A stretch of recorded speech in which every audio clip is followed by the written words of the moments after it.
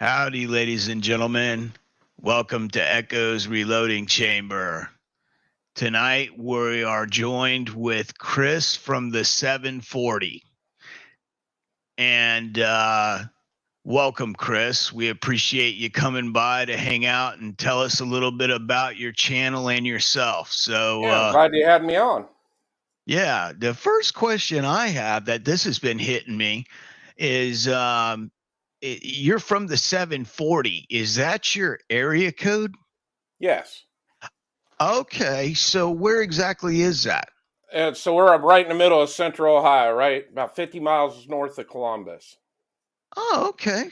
So, And so then, yeah, right in Ohio, right just north of Columbus. yeah. That's pretty neat. So are you on like some land where you can shoot in your backyard, or do you have to go somewhere else to shoot?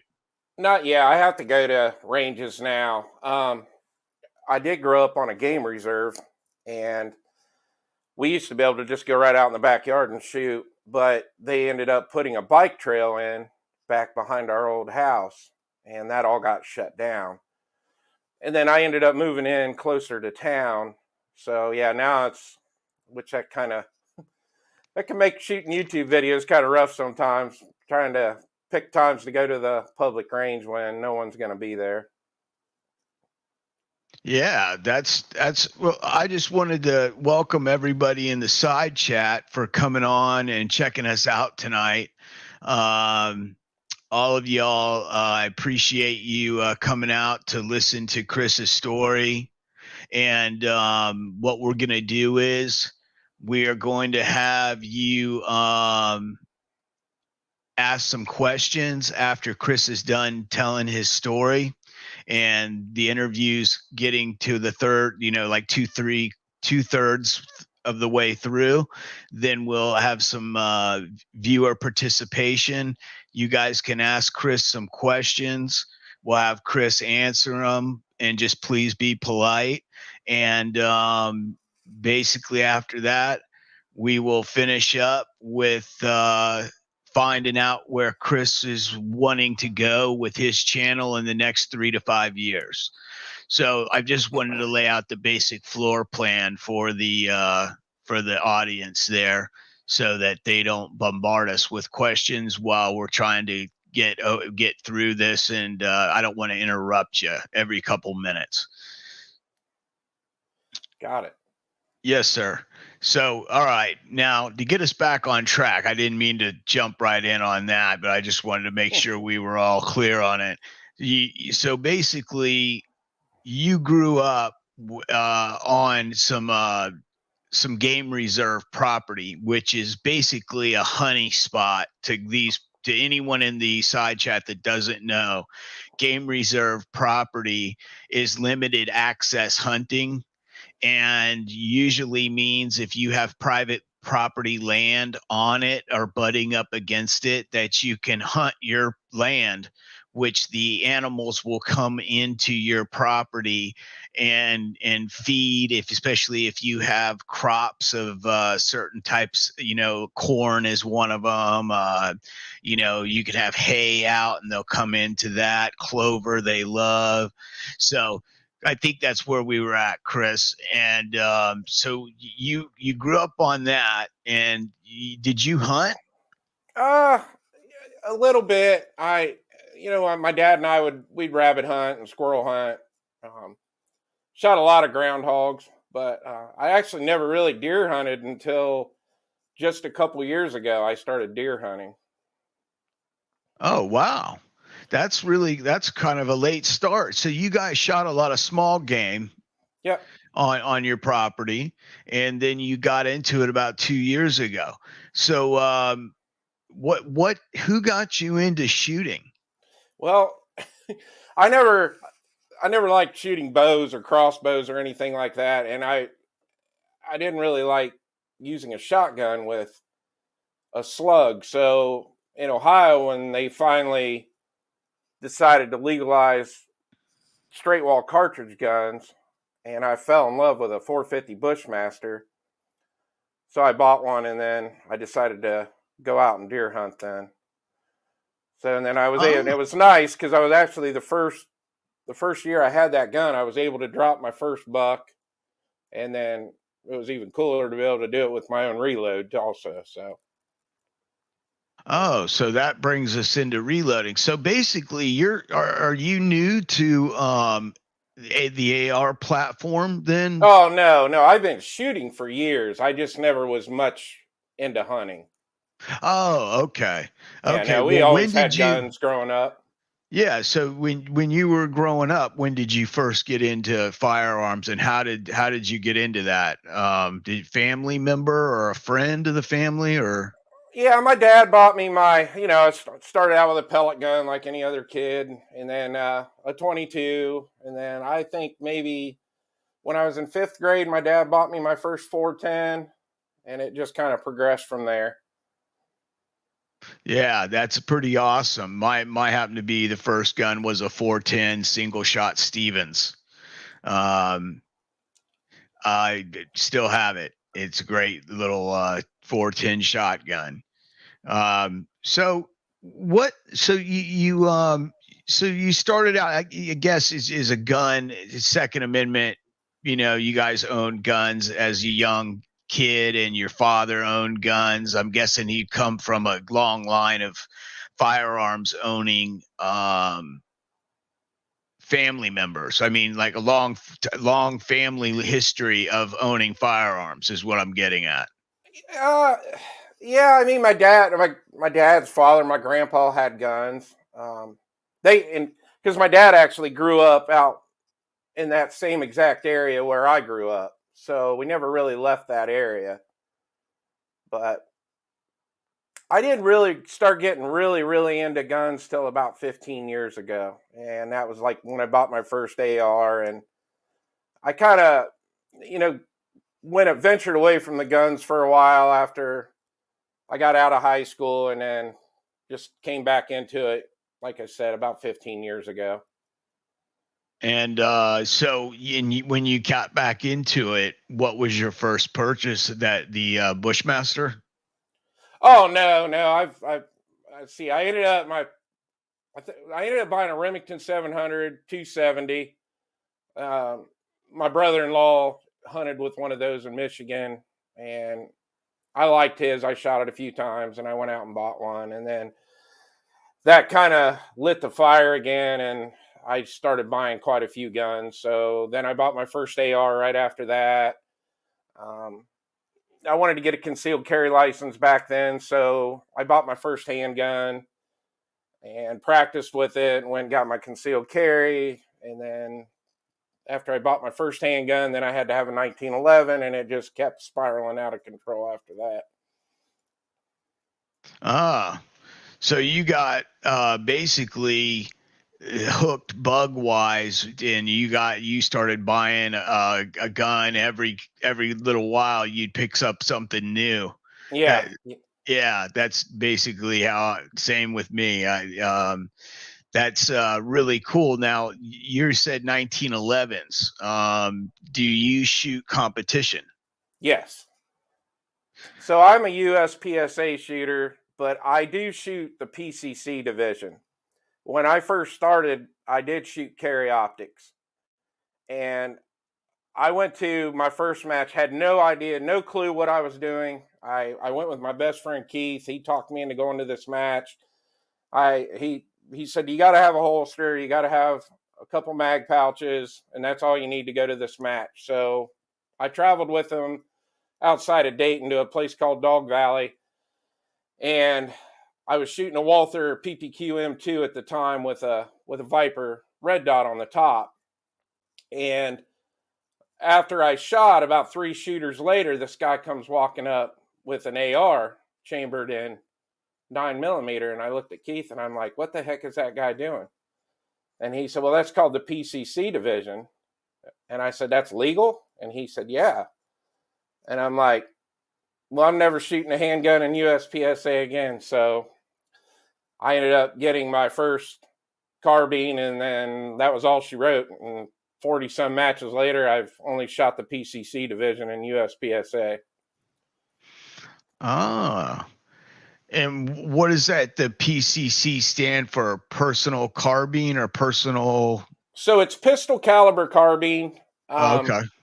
and anything with 16-inch barrels legal. I actually said uh, the first year I shot, I used a Keltec Sub 2000. The gun only weighed 4 pounds empty. I put a Holosun 510C red dot on it, and I ended up buying a parts kit from M Carbo, which anybody that has a Sub 2000 knows the trigger in them's horrendous. So there's a company in Florida called M Carbo that makes a complete upgrade kit for it. And I shot that gun for a whole entire season. But the problem with that gun is I'm a lefty, and there was no way to make left-handed controls work with that gun. And so I ended up building. I bought a Ruger PC carbine and had a left-handed safety put on it, left-handed mag release, and built it exactly the way I want it. And that was all she wrote. And I love that gun, and I'm gonna guess at this point I've got about 20,000 rounds through it. And that's the Ruger 9mm carbine that they Correct. have. Yeah. Yeah, and I've got mine running on Glock mags. Okay. Those are pretty neat little rifles. I They are. remember They're when those heavy. first. They're extremely heavy. A lot of guys don't like them due to the weight, but they're so reliable. I mean, the gun just runs, and I'm I'm 6'3", 330 pounds, so it's a pretty easy gun for me to wield around. But for little guys, they prefer to go with like the AR style, chambered 9mm. Yeah, plus with that little bit of weight to that rifle, you just barely get any recoil at all. You could just hold on to the target and just keep moving the finger on the trigger and just keep hitting hits. Oh yeah, yeah, it's nice. And then I've got an MBX comp on the end of it, so yeah, it recoils like a 1022. So okay, that is pretty neat that you do the shooting. And how is that coming right now? Are you how are you ranked with that? So I'm B class right now, which my goal, I wanted to make A class this year, but just COVID turned a lot. Shot a lot of these matches down, um, and then I was running one plumbing company and broke away from there to go start my own, and I just had a lot going on this year to where I wasn't practicing as much as I should have. So, but there's always next year. I'm going to be shooting in the USPSA for a long time. I love it, and I don't hardly shoot any other style of competition anymore now that I'm in the USPSA. So it'll come, and if it doesn't, I don't really care. I'm going out there to have a good time, not try to ruin my fun trying to get higher ranking in there. So Yeah, and it's all about that. A lot of people sometimes forget about that, and I tell people sometimes even a broken extractor can be fun. You go through, well, what is it not doing? Okay, it's not extracting the cartridge out of the barrel. Look at your extractor. The whole end of it is broke off. It has no tooth left. It's just gone. Do you have another one? You don't? Okay, well, you're not going to be shooting anymore with that rifle. Let's get you another one. And now you have a story to tell your dad, your mom. You got yourself a story that, you tell your friends, and plus, we had more than one guy offer a rifle, yeah, up for use, and which is just amazing. In most of these shoots, you can go out to them without any equipment and shoot one. If you talk to a few people, they will set you up with some equipment. You pay them for the ammunition, and they will let you shoot and try it out for the first time. If you tell them that you're interested in maybe doing something like this, but you don't know if you want to spend the money without trying it and seeing if it's something that you're able to do, they would more than gladly work with you and give you a chance to shoot and try out some stuff.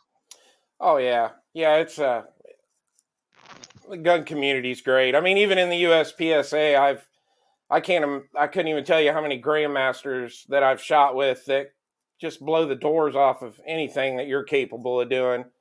But they will always take the time to pull you aside and give you pointers. And if you have a question, they're always willing to ask. You can ask the question and they'll give you a good answer. And so, yeah. So I see on your channel that you're doing a little bit of work with a shotgun lately. Yeah. Now, why don't you tell me about what kind of shotgun and how you came about getting that and what you're doing with it, and just kind of give us a run by with what you're doing on your channel with your little scatter gun there. Okay. So I have quite a few shotguns, but I had a Remington 1187 with a extended tube on it and everything. And I was actually using that in 3-gun. Um, Back when I was still shooting 3-gun. And the Rock Island VR80 came out, and I saw this magazine fed shotgun, and I'm like, I got to have one of those.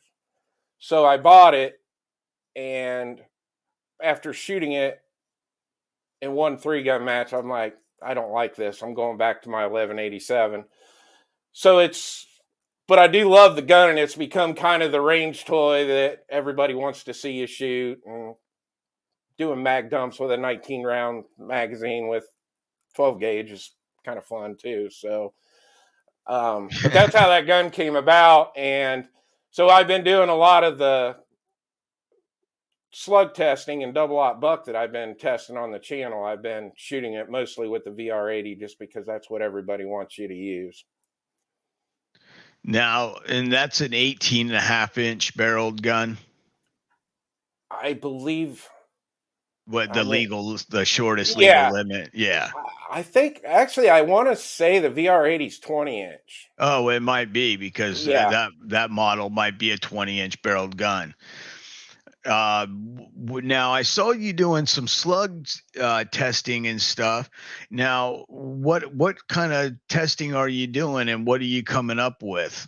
So we were up at a gun store we go to quite often called Fin Feather and Fur, and I noticed they were carrying these duplex slugs. So they're kind of like specialty 12 gauge ammo, and they had this round called a broadhead. So basically, when the slug impacts the target, there's 6 pieces that break off of that slug. So we got the idea that we wanted to shoot a pumpkin with it to see what those broadheads they call that were breaking off of that slug, what they were doing.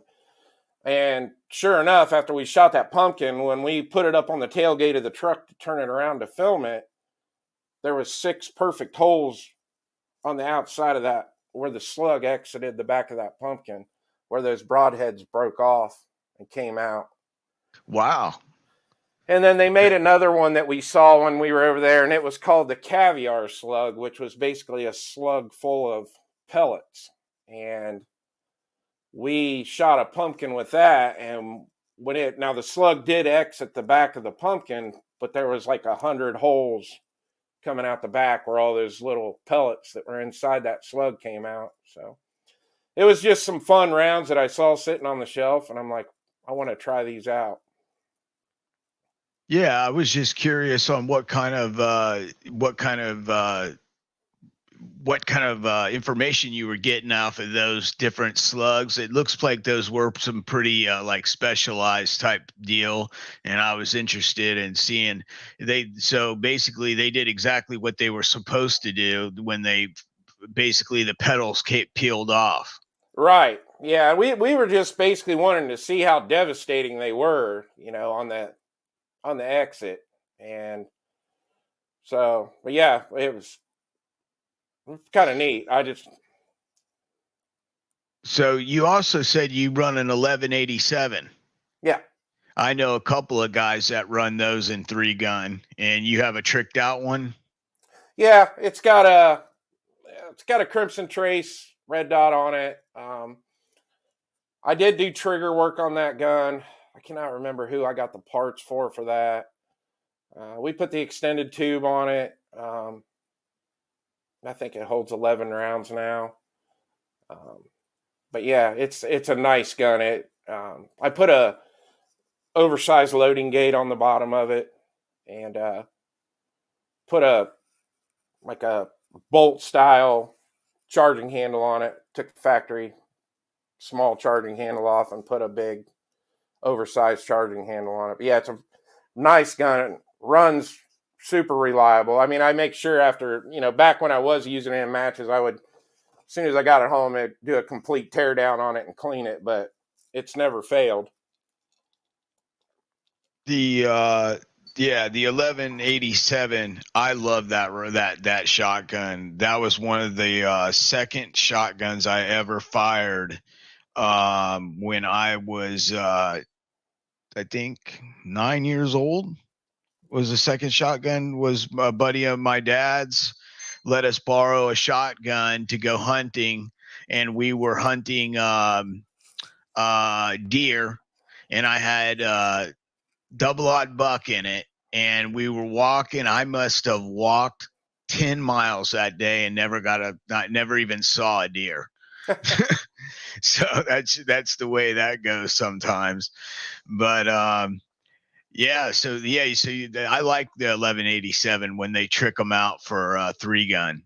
I've seen quite a few of the Benellis and some of the Beretta shotguns done up real nice. You said you shot 3-gun for a while, Yeah. and you did that right there in Ohio where you're at. Yeah. We, local club that I used to be a member of would put a match on once a month, and we would go out there and shoot them. But it never really was my thing.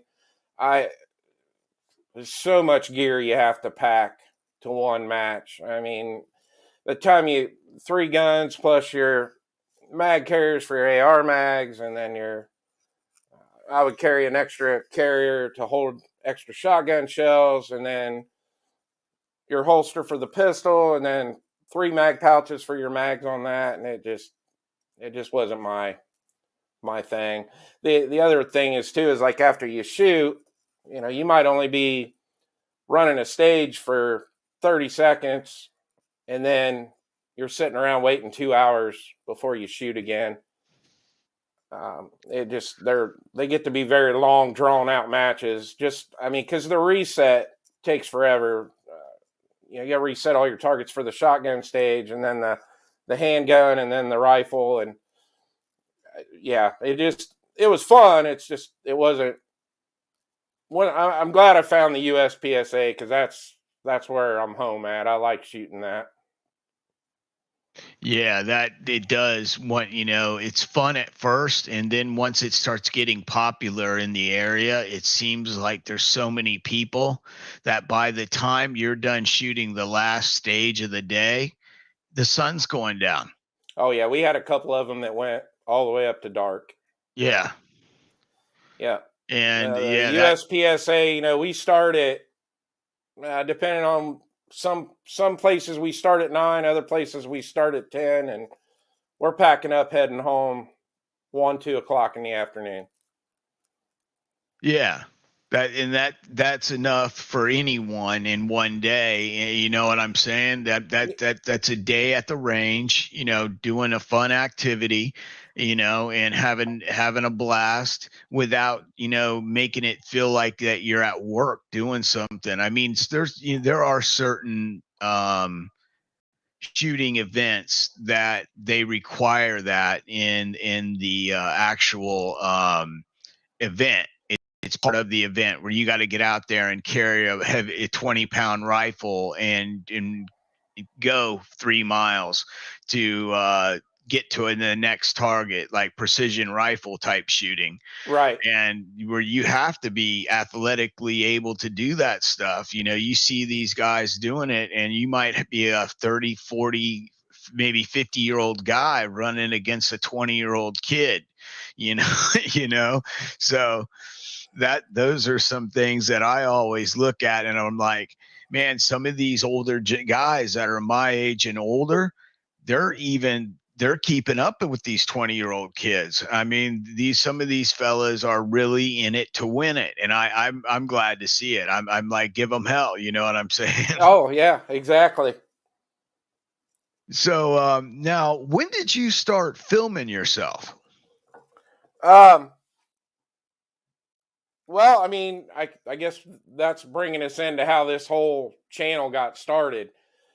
We my best friend Keith and I, we would, when we were shooting USPSA matches together, he would hand me his cell phone and tell me to film his stage, and then when he was done, I would hand him my cell phone and we would shoot him, and then we would kind of go home and cut this out, cut that out, and put the stages together, and then we're sending them through Facebook, and we weren't happy with the quality of the video. So I ended up buying a GoPro 8, and we started filming with that. Now, with that was the issue of, I'll back up. One of the nice things is my son, he travels to all these matches with us, and he films it, and it turned into where 5 or 6 guys were wanting to get filmed shooting these matches. So my son's making some money over on the side filming these matches, and then I would go home and edit those videos. Now the problem was we didn't have anywhere to put the videos if you wanted to watch them in 4K. So I came up with the idea that I would just start a YouTube channel, and we would upload our matches to the YouTube channel so everybody could watch them on the TV or on their computer, on their phone, whatever, in 4K. So that's how it all got started. And so when probably the whole first year we had the channel, that's all we did. It was just our match videos going up. And I have a couple high point carbines that I know everybody's probably laughing. He's got high points. Well, anybody that owns a high point carbine knows that when you buy them from High Point, they come with a single stack 10-round magazine. So when you take them to the range all day long, you're constantly reloading. So there was a company called Red Ball who put out 20-round magazines for these, and they are the goofiest looking thing. They look like a boomerang because they're a 20-round single stack mag. But they only made them for 9mm and 45. Well, I had a 9mm carbine and a 10mm. So I had heard that there were guys putting 10mm in the 45 Red Ball magazines and that they would work in the 10mm carbine. So I was at a local gun store, and I was walking down the aisle, and I saw one of those Red Ball mags sitting there, and I bought it. And I went home and loaded some 10mm in it, which they didn't want to stay in very well. They were wanting to pop out. So I tweaked the lips on the mag, and I decided to film that while I was getting this mag to work. So I took it out to the range, and then sure enough, it ran perfect. We did a couple magazines full of 10mm and didn't have any issues with them feeding. So I ended up editing that video and uploaded it to YouTube. And I don't know, it's had probably around 5,000 views, I guess, at this point, maybe more. But I remembered when I got home and I was talking to my fiance about it, and I said, I never had so much fun going to a range filming this stupid video on how to make a 10mm feed out of a 45 ACP magazine. And that was it. We still put all our match videos up, but I enjoyed that video, and I just wanted to keep making them. So I just slowly kept buying more camera equipment, and this year we got the drone now, and I enjoy making the videos. They're fun, and I'm glad there's people out there like watching them. I don't take it too serious. But because it's another one of those things. If I'm not enjoying doing it, I don't want to do it. But I enjoy it. I it's almost not normal to go to the gun range and shoot now and not have cameras running. Oh yeah. Yeah, most definitely. You get yourself set up for that type of thing where you're totally constantly under film. And you know what you'll notice is that you'll actually shoot better Oh, because the little yes, you bit of the absolutely do. Yeah, pressure from the film on the camera is an added stress multiplier. And most people don't realize that. And I'm like, you don't think so? Then go ahead and you'll be training all day with an instructor, and then have some guy come over with a video camera, start filming it for like a commercial. And the first thing you think of is, I don't want to look like a fool on a commercial on TV. yeah, And you, the same thing kicks into your head when you're filming yourself for YouTube. You're like, yeah. I don't want to fail. But if I do, I want to make it a learning experience so that other people won't do the exact same thing. Yep, exactly. Yep. So, you got into it basically because you wanted to film it for just kind of showing you back and forth your friends, hey, this is us doing some competition shooting, and also kind of to see where you can critique yourselves and make your operational movements faster from one's. 100%. Yeah, Yeah. because I have every USPSA match I've ever shot is on film. And it is nice to be able to go back and watch that first match from say 3 years ago to now and see how much I've improved. And then days you have a terrible match, go back and watch and figure out what you did wrong, and um, so yeah, it's fun to go back and watch them, and it's also fun to go back and figure out how to not make a mistake again that you made in that match that day. Oh yeah, because that is like, that's digital footage of you doing what you are trying to do. And if you make any errors, you're right there. You can even slow it down and watch it at a third speed and see how, okay, this is what led to that error. This is, Yeah, and then you can also think back, what was I thinking when that happened? yeah, Or was I thinking, or was I using muscle memory? You yeah, know, and that's the thing now too. With normally we'll have two cameras running. We got one on our hat, so I'm able to go back and watch from the perspective of everything that I was seeing on that stage. And then with my son behind me filming, you get to see all the bad movements you made, where you could have hit 5 targets from this spot, but you chose to shoot 4 and move to another one. And then you yeah, realize, so well, there's where another 2 seconds came from that I could have shaved off my time.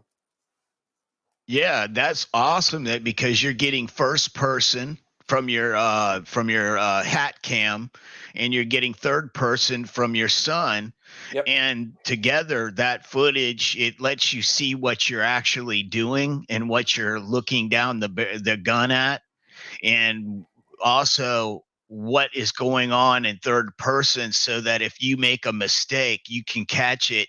What was I actually trying to do at that particular time? And then what was the third person footage showing that I was actually doing instead of what I was supposed to be doing? Yeah. Or what I thought I was doing. Or we exactly what I thought I was doing is more like it, because you sometimes you're like, I drew a blank. I know I stumbled here, but I don't know what I did there. But I lost 2 seconds. So what did I Yeah. do? Yeah. Yeah. So that sounds pretty neat, Chris. So basically, where do you see your channel in say so much as a year from now? Uh, I mean, I want more people. You obviously we want more subscribers. We want people to watch what we're doing, um, and I want people to enjoy what the footage I'm putting out. And I don't, I don't really have any big goals for it, but I want to keep making videos just because I enjoy making the videos. And now watching the subscriber count go up, from what back when we were only putting our match videos up, we didn't even have 100 subscribers. But now that we've started testing red dots and doing reviews on some guns here and there, and it's just something that I really enjoy doing, and I want it to grow, but I don't want to make it grow by doing stuff I don't want to do. I want to keep doing what I want to do and what I'm having fun doing. Um, and it's also, I think one of the biggest things that I like is when you actually get a comment or a message from someone saying, "Hey, I really enjoyed that video, but would you test this?" And I'm like, "Sure." I mean, because it's fun having that engagement with the people watching your channel. So we've done a few videos like that now that have just came from a comment, someone asking us to do something. Yeah. And speaking of comments, we've got Uncle Jim in the side chat. We've got SMS at builds. Oh, SMS, Senior Master Sergeant Bulldogs in the side chat. Sorry, brother, my vision is bad. You're gonna have to excuse my ignorance here. Jason Stewart, nice to see you here, sir. Uncle John, nice to see you. AR Guns, 1776, brother, what is going on? Is there anything you gentlemen in the side chat would like to ask of Mr. Chris? About his channel or his shooting experience or anything like that, please fire off some questions and I will do my best to read the small print and get it up there for you. Unless Yeah. AR wants to jump in and give me a hand. He's on there. I know. I was seeing if I could con him back into coming on, but if he doesn't want to, I understand. He might have some internet issues. But so if you see any questions, Chris, feel free to grab them. If you see a question, Yeah, I'm kind of watching it over here. Jason said he requests a video of us giving away cases of ammo for other shooters in need. believe me, brother, if we could do it, I would have them backing up 5-ton trucks right now, just bringing it to you. Yeah, no, I need to start having people send me primers. It's ridiculous how hard it is to get primers right now. Yeah, that's another thing I was going to go into that I didn't even ask you about. How did you get into reloading? Well, that's a good question too. Like I was saying earlier about I own a plumbing business, so I'm in and out of 5 or 6 houses every day, and I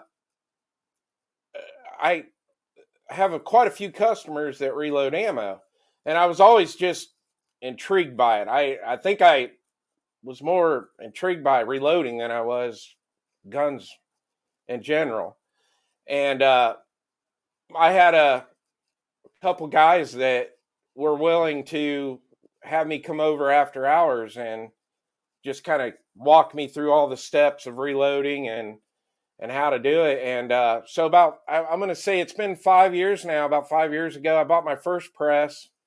I bought an RCBS turret press, and the first round I ever reloaded was 6.5 Creedmoor, and I went from that to 308, and then it just kind of went from there. 223 was that next, and then I bought that 450 Bushmaster, and I started reloading 450, and I waited. It was about 2 years after I started loading rifle cartridges that I started loading handgun.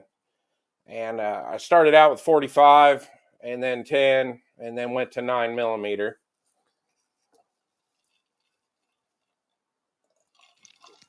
So you're doing 10mm for your high point carbine.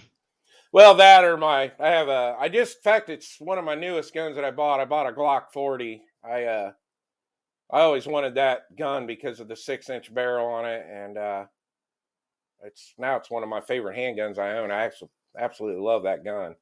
Um, but yeah, I originally started loading 10mm for the carbine, and then after that, I was like, well, I have to have a handgun chambered in. And I really wanted I wanted a double stack Rock Island in 10mm, but they were like, they're almost impossible to come by right now. So I happened to be in a gun store one day. I saw that Glock 40 sitting there, and I'm like, they had a heck of a deal on it, and I bought it. And now I'm glad I did. It's a nice gun. Now I'm trying to remember the 40. Is that the one that they've just released within the last couple of years, or is that the old long slide 10mm from a long time ago that is like like you found a unicorn type of thing? Well, no, I think it's been a pretty popular handgun amongst hunters that use a handgun. I think the Glock 20 is the 5-inch barreled version of that gun, 4.5, something Yeah, like and then that. the 29 is the subcompact. Yeah, and then the 40 is the long slide with the Oh, 6-inch okay. barrel. So if that's that may be the same one that Uncle Jim has. Let me see if he's chiming in. David, that's probably the one I have. Let's see. 10mm new. Okay. Thanks, Uncle Jim. Yeah, I know mine is the Gen 4 MOS. Yes. I've got the red dot mounted on Yeah. it. Yeah. So, Jim, I think, has the exact same gun you have. Him and his son just picked that one up, and I've been watching him and his son shoot that one in Jim's backyard. That is a nice pistol. So what were you saying about it? um, oh no, that was just like I said. I'd been reloading 10mm for a couple years, and I wanted to get a handgun to chambered in 10mm, and that was what I ended up with. So G23 asked me if I have ever shot the 50 BMG round in a 12 gauge, and no, I have not tried that. I have watched guys do it, but no, I have not tried that myself. Oh wow. Loading like a 699 or 650 grain bullet in a shotgun. That's crazy. Yeah, I don't. I've seen some guys do it and tie a string to the trigger and try it, but I don't know if I'd want to try that or not. I don't have a cheap shotgun to put that in because I No, wouldn't want to blow up one of my Mossbergs or one of my Remingtons. no, I don't even think I'd want to do that to one of my 870s even. So, No, it's not worth it. I've even got an old police trade-in shotgun that looks like it's seen its better days about 28 years ago. And I don't think I'd put it through that just because it's got some of that. It says right on there on it, I bought it for this reason only. Chicago PD Cruiser. oh wow, Yes, yeah, a that's cool. cruiser gun, and with its now they didn't do a real nice job on. They basically decommissioned it by drawing a line straight through the number on the gun, and the shotgun, the actual police stamp insignia, but it's on the barrel and the receiver, and both the numbers match. So yeah, it's pretty neat little gun, little 870 I picked up for $175 back in like 1992, I think. Yeah, I don't even know what an 870 is going for nowadays. I couldn't tell you either. I have no idea. And do they still make the 870? With Or do they have all the stuff that's gone on with Remington, I don't even. That company's been a mess for a long time. Oh yeah, yeah. Yeah, they've been in trouble since they were Freedom Group years back. But Yeah, hopefully now I think they're gonna be able to go in a positive direction. I think that they've got enough uh, new blood in the company that want to see it succeed. That yeah, now, for the first time in many years, I really see them wanting to come out and be like, "Hey guys, look what we just made out of our business." I think it's a whole new time to get behind Big Green, and I think they're going to turn out a winner this year. I think maybe within the next 3 years, they're going to have a rifle that hits the market in the 700 series that people are going to want to buy again. And everybody's going to want it. I'm telling you. And the shotgun, it may come in a shotgun as well. Both a rifle and a shotgun, because they have a lot of new guys, a lot of new designers they have hired, and I want to see them seriously turn out some really cool stuff. We are going to see some very neat stuff in the gun manufacturing market right now. We have CZ owning Colt. They're yeah. under new direction. We're going to see a lot of new stuff come out, and we're going to see some change in how people do things and some new ideas coming to the table. And that can be nothing but a big benefit to all of us buying guns, because when smart people come in and start designing guns, we get nice guns and really good designs, well thought out. The 870 shotgun, for instance, that was designed years ago, Oh yeah. and I believe originally was an Ithaca design. Oh yeah. I Um, mean, even the Remington. I mean, the Remington 700 action just yeah. been around forever. I mean, Oh yeah. there are so many upgrades and different triggers and.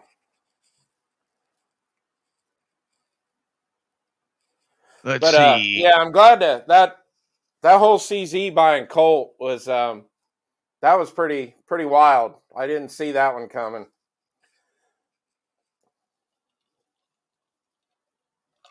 What company? Oh, G Webs. What we're talking about right now, brother, is Remington and Colt both being under new ownership. Well, that Remington being under they have so much new people in their facility now running things that we are going to see some really cool designs coming, looking from Big Green this year. In the next, probably, I would say over the next 5 years, you're going to see them settle in and start turning out some really decent firearms that everyone's going to be very proud of. I would look really hard at that Remington and some of their past designs coming back as some of the key players on the manufacturing market this next SHOT Show. It was pretty awesome too that they kind of made it a priority to get the ammo factory back up and running before they did anything. Oh yeah. Because it did. I mean, I don't buy much factory ammo at all, but for the people that did, even though it was still high priced, it was nice to see somebody be able to kind of offset not having 9mm in any stores. So Yeah. And they're not the only ones. They built an entire new munitions plant, and they even expanded onto it on primer production. The Hornady is expanded. CCI has expanded. You have everyone, Winchester included, has expanded with more shifts of. They're running three. All these ammo manufacturers are running 3 shifts right now, and they're running even Christmas this year. So they are putting out as much ammunition as is humanly possible with the restrictions in place for how many employees per square feet. Sometimes you just can't. You don't have enough people to turn out what you really need, Right. in these kind of situations. So they're doing the best they can. And I'm starting to see US made ammunition back on the shelves. God bless America. I'm starting to see Remington, Winchester, Federal, and I even saw some Lake City Yeah. at Bass Pro Shops. Okay. So there is that good news. I'm starting to see ammunition. I didn't see any primers, but according to the manager, he wouldn't go on camera, but he said that they have gotten them in multiple times. They basically do not get in a lot.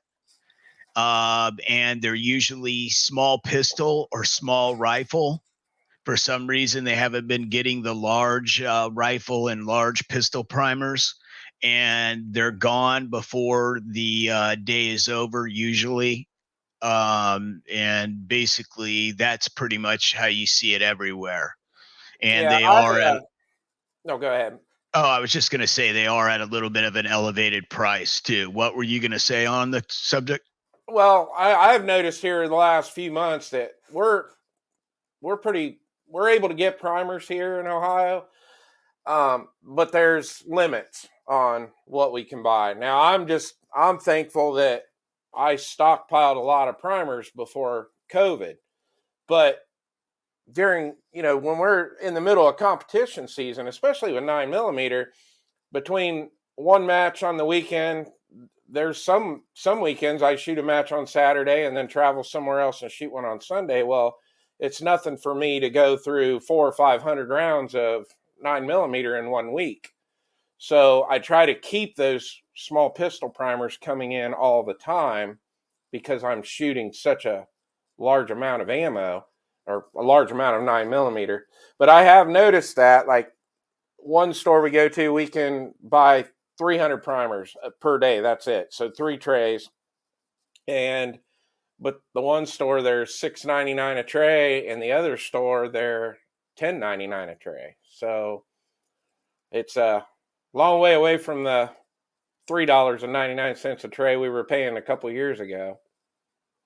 Yeah. And I saw your video and I was right there with you. I was like, man, you're driving an hour from your house to get yourself basically just a handful of primers. Yeah, And but you got to keep going because you got to get those little handful in, or eventually you won't have nothing to shoot.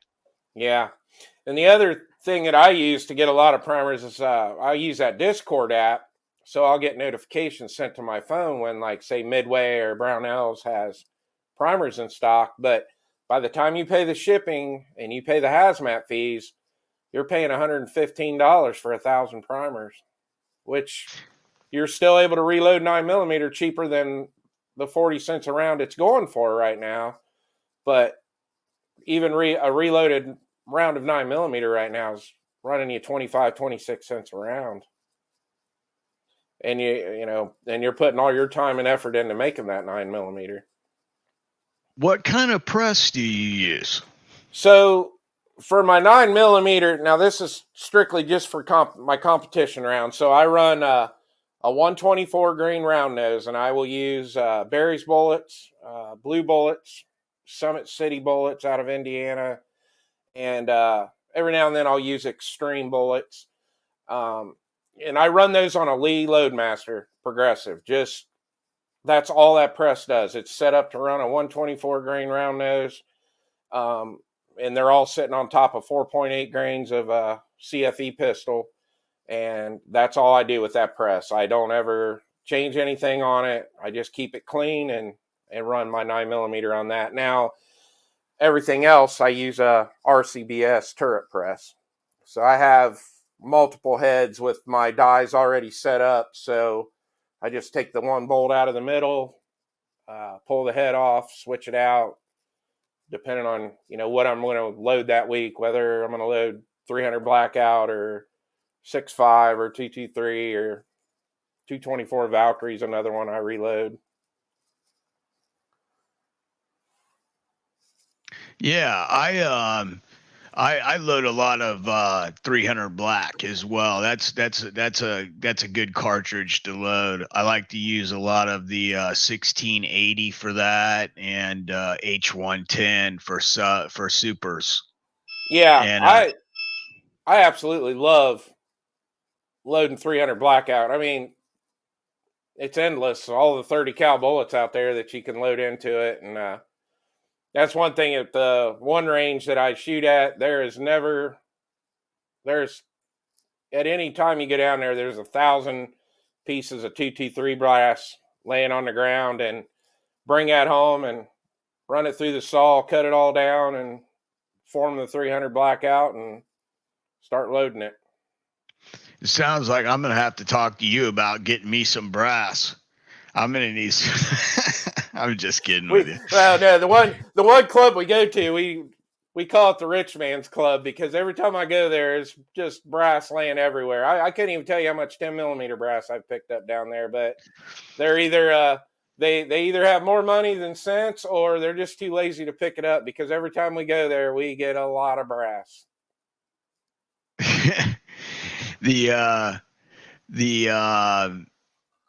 I tell you what, when I go to the range and I see a bunch of empty brand new boxes of 223 or 762 by 35, I'm like, oh yeah, we just hit pay dirt. I'm like, nobody step on nothing. Look around. I'm like, Yeah. grab any case that you see.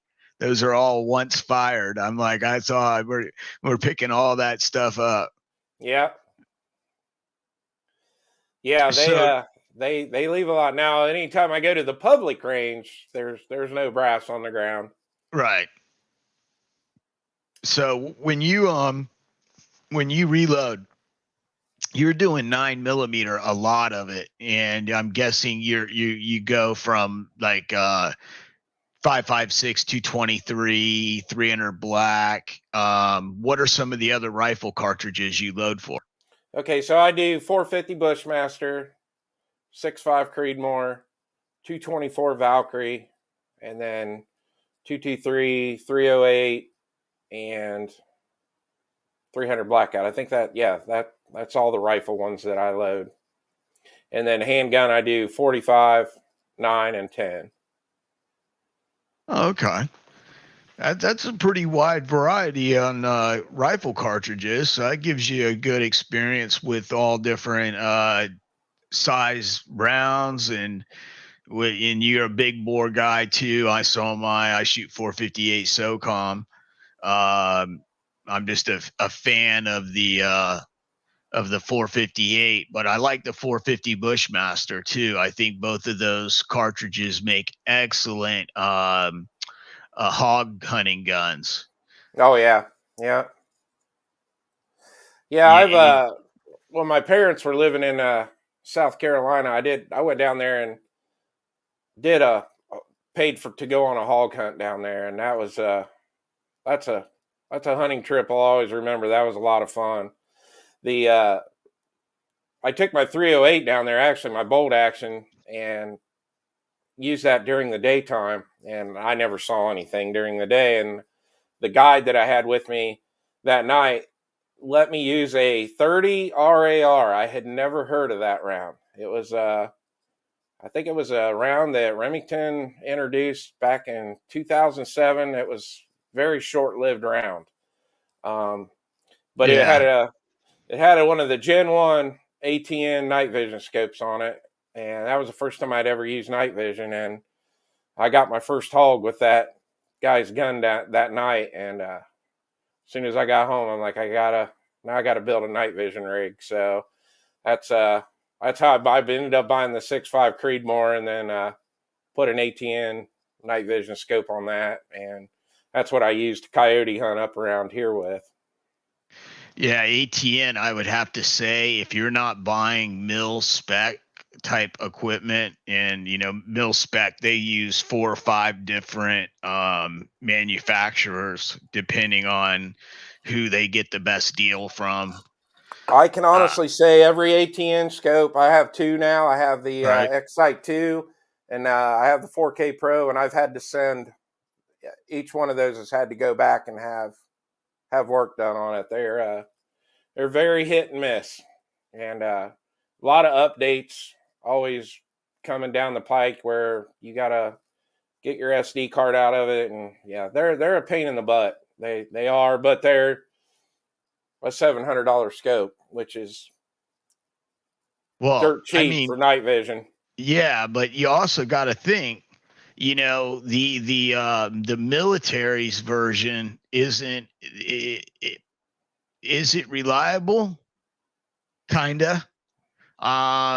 Sometimes it fails. I mean, an ATN is a private manufacturer that's giving you pretty damn good night vision if you think about the starlight that it's giving you.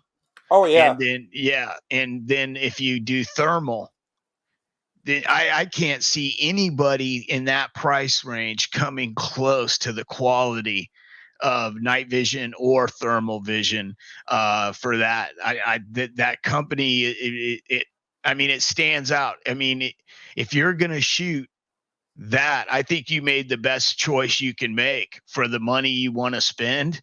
If I'm gonna go with ATN, I'm just, you know what I'm Oh saying. I'm yeah. just, I mean, the 4K Pro is an amazing scope. I mean, I now the factory IR light that comes with it, it's all right, but yeah. I ended up putting a sniper hog light IR on that, and it's crystal clear out to 200 250 yards Yep. with the upgraded IR, um, Now you're and it's using cool to an be able to record, too, also when you're out hunting with it.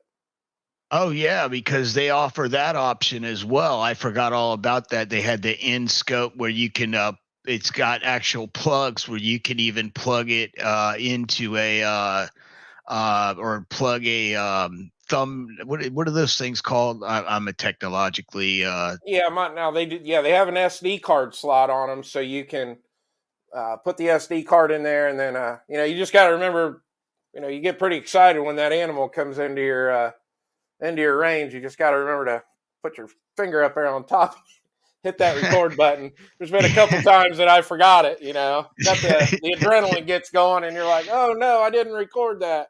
and button gets real hard to find when you're shaking Yeah, from yep, adrenaline, and you got that adrenaline and dopamine rush from your head pumping every gland in your body, and you're trying to hit this little button on top, and you're like shaking like a leaf.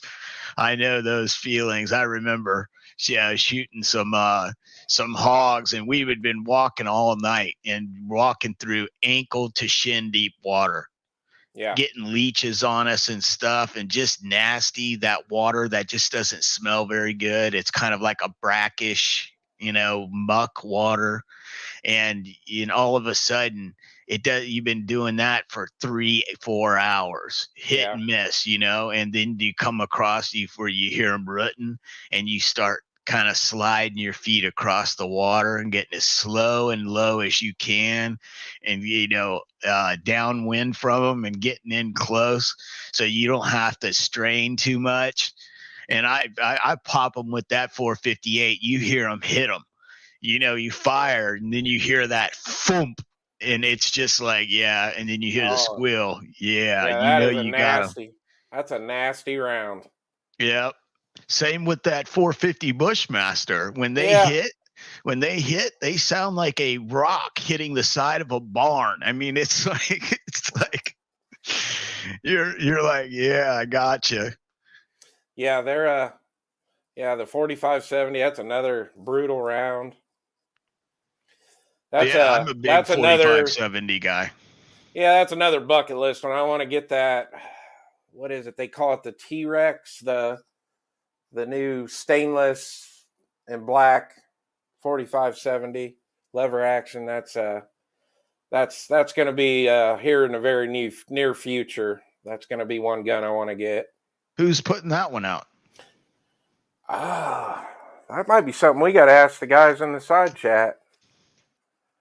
I don't know if that's a Henry or a Marlin. Huh.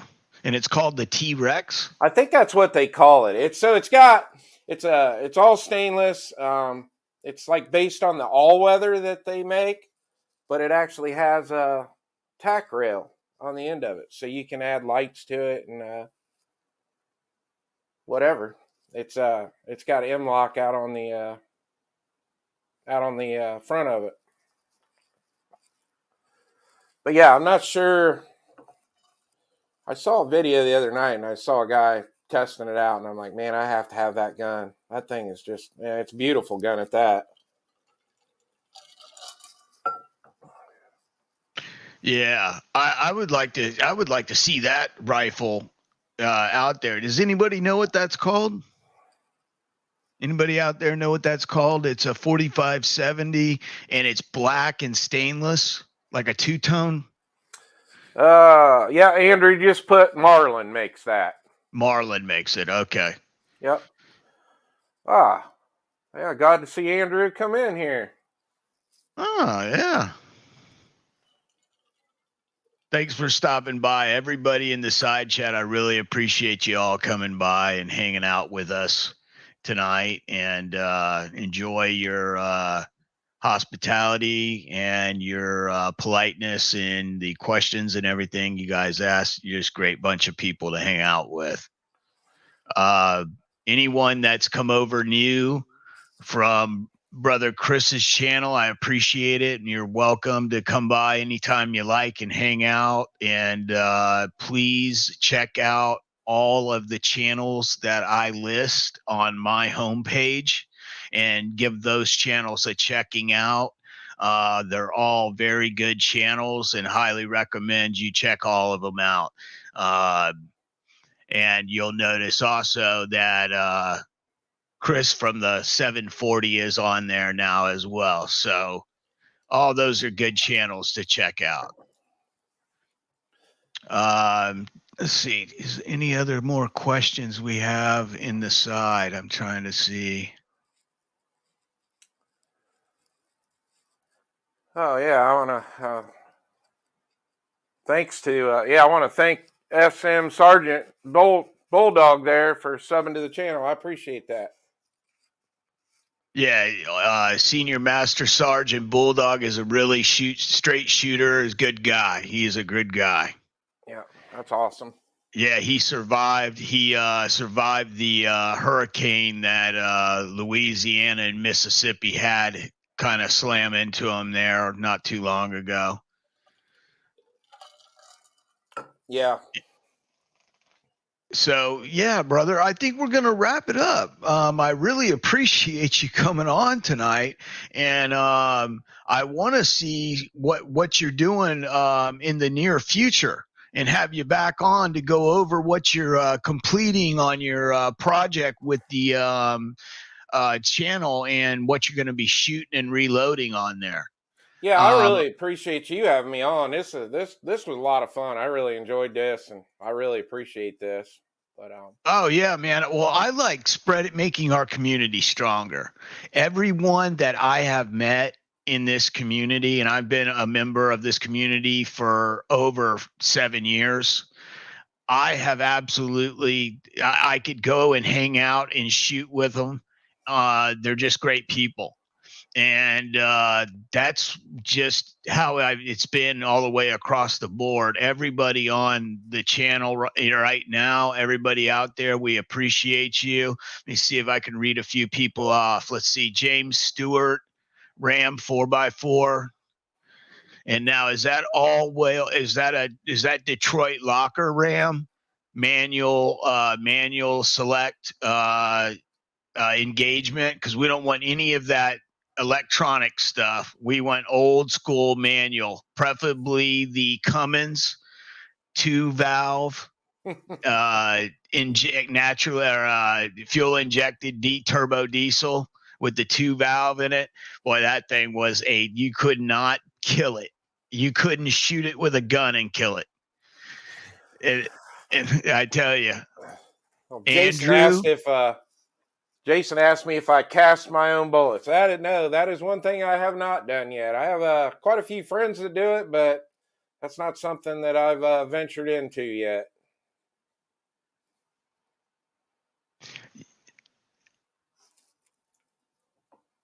Thanks, Uncle Jim, for coming by, brother. I appreciate it. AR Guns, thanks for coming by, brother. Ram, I appreciate you, brother. We're going up now. Jason Stewart, G23. Let's see how far. Sergeant. I'm messing your name up all the time. Senior Master Sergeant Bulldog. Sorry, sir. Thank you for coming by. Let's see. Who else am I leaving out? I think I see Andrew Niles. Mr. Andrew Niles. Thank you, sir. I'm just trying to make sure I get everybody. I don't want anybody to be felt like I left them out. If I have left anybody out, I'm still going. But if I left anybody out, please leave a quick note right now at the on the chat so that I can just whip down and see who it is. But I really appreciate everybody coming out. What was this one? Gun websites. I appreciate it. G-Webs very much. James Pollard. Thanks for coming out, brother. Really appreciate it.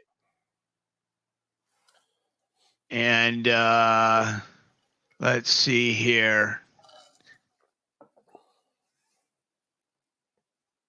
Anybody we leave here? I don't want to leave anybody behind.